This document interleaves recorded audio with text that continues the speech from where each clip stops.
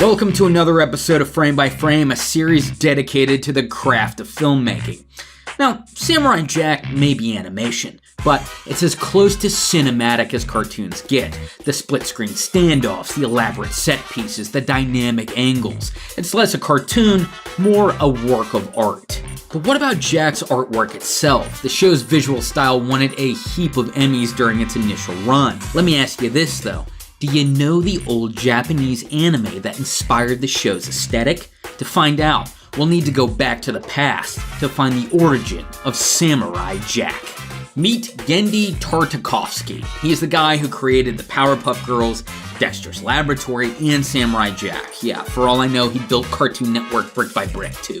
Anyway, Genndy is pointed to many influences behind Samurai Jack, some even as obscure as the 1974 film The Longest Yard. The show's biggest influence, though, the 1963 Japanese animation, The Little Prince and the Eight-Headed Dragon. Look at that artwork. It's not your typical Disney fare, and I'll tell you why. First, the characters have little to no shading, which gives them a very two-dimensional appearance. Second, bright colors are used, and the color is applied in these big sections. The illustration itself is abstract. Figures are drawn with rigid lines, or they're composed of strong geometric shapes, so they only barely resemble their real-world counterparts, if they even have them. Now, take a Disney film from the same era, 101 Dalmatians. Notice how the characters are all outlined in black, or how muted the colors are? The illustration is fairly realistic too, qualities that all differ from The Little Prince's aesthetic. Now, while The Little Prince was a landmark anime, few outside the animation community even know its reputation, which kinda sucks, because there's a lot to love about The Little Prince, especially its score, which was composed by Akira Ifukube, who created the original Godzilla soundtrack.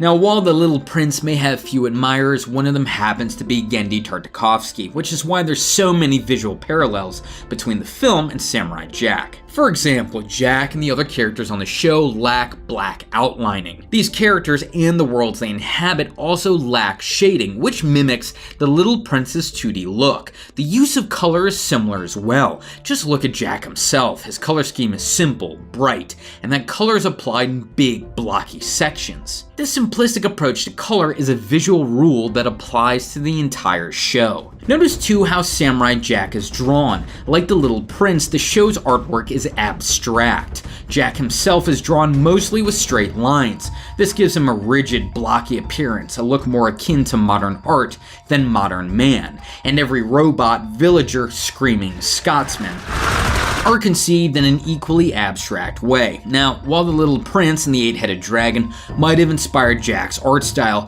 Tartakovsky's show is innovative in its own right. Take Samurai Jack's pacing. Episodes often start with these long stretches of silence, which are then shattered by frantic fight sequences. What's missing?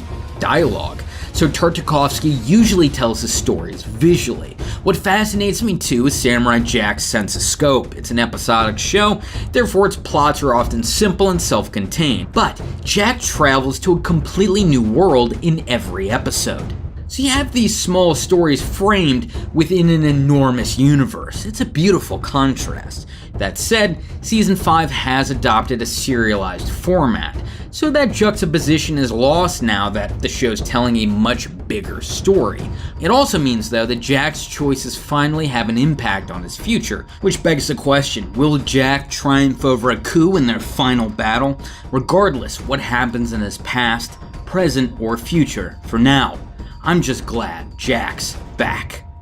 Thank you for watching, ladies and gentlemen, and make sure to subscribe to this channel, Film Theory, for more fantastic film-related content. If you'd like to check out more Frame by Frame, click the frame to the left. Or if you'd like to check out a Film Theory episode, click the frame to the right.